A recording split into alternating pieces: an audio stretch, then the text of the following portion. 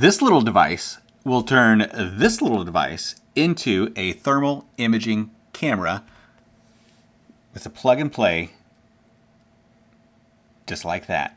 Super neat and fun. Stick around. I'm going to show you how to use it, all the features that are available on it, give you enough information so that you can decide if this is something that is right for you.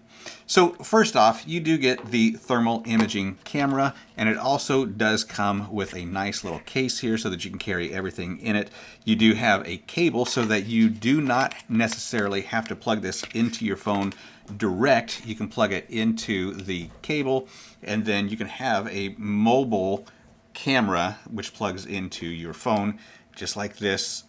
And then you're able to move this around and check out different objects or different things in your home, business, office, wherever you may be. And it also does come with a USB-C adapter if you should happen to need that. Now, the first thing that you're going to have to do is download the HIKMICRO app. And then once you have the HIKMICRO app downloaded, you'll be able to use the Mini2 camera for any situation that you are looking for. Hot spots, cold spots, things of that nature are all going to show up on the infrared camera. So the first thing I'm going to do here for you is turn on my screen record, plug in the camera, and then we're going to be taking a look at a few things. So check this out. Okay, so down in the lower right hand corner is going to be your HIKMICRO app. You're just going to click that, and once it opens up, it's going to go to the last palette and last settings that you had it on. So we're going to go across the top toolbar, and then we'll work our way down to the bottom toolbar.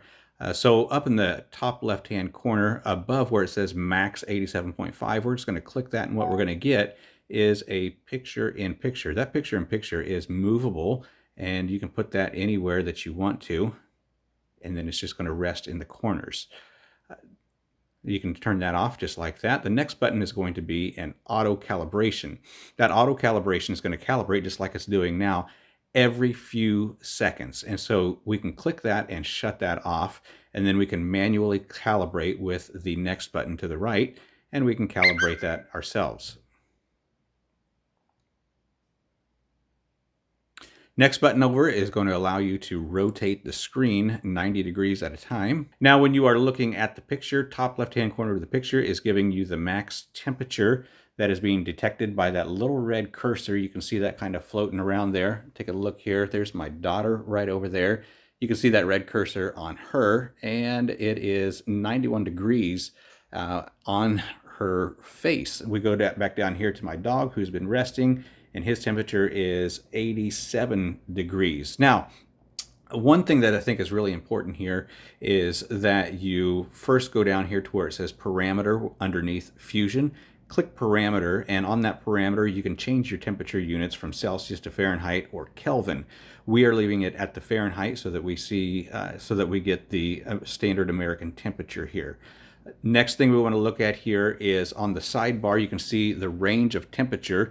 You got an A on the top and an A on the bottom, and when you click that A, what we're going to get then is a sliding rule as we go around the room here. You can see the minimum temperature begin to go up, and then if we go over here, a little bit hotter area, we can see that range of temperature begin to move on that grid as well. So we're going to change those back, and then down underneath the picture where it says measurement, we're going to click measurement. Now you can see that the hot is highlighted, and what that is doing is the cursor is just going to the hot spots in the room. For example, there's a light over there, and then there's a picture frame underneath, and that picture frame is generating some heat as well. It's a digital picture frame. If we was to click on the cold, we're also going to get the hot and the cold. If I click my hot, I'm just going to get the cold parts of the room.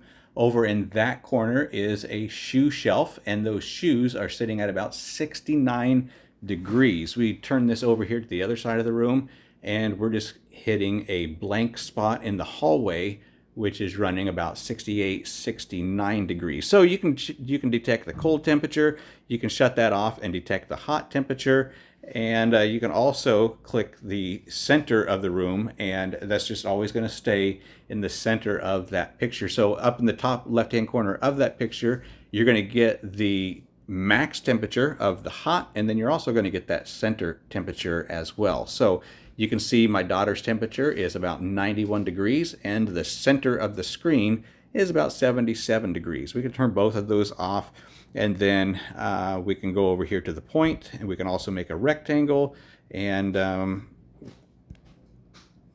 we can also clear all of those. Underneath now to where it says palettes, we can change our palettes to a white hot, a black hot, fusion, rainbow, fusion again, iron bow 1, iron bow, sepia color. You can see all the different options that we have there, and that's what a dog looks like. That's what a human being looks like. And again, we can also put a measurement on there if we want to, and we can go back to them palettes. So the next button over here is going to be image. If we wanted to brighten that image, contrast, sharpen, we can change the sharpness of our screen, and we can also change the color distribution of the picture. Super neat little camera here. Lots of different options to play with and to explore with. So you're able to find the hot spots, the cold spots, radiated spots, whatever. If you're concerned maybe about window leaks, or if you are looking for maybe somebody who is hiding in your house, this would be great. If you're into thermal imaging, I think that this little device right here would be super fun for you, and it would also be something educational and very helpful for homeowners.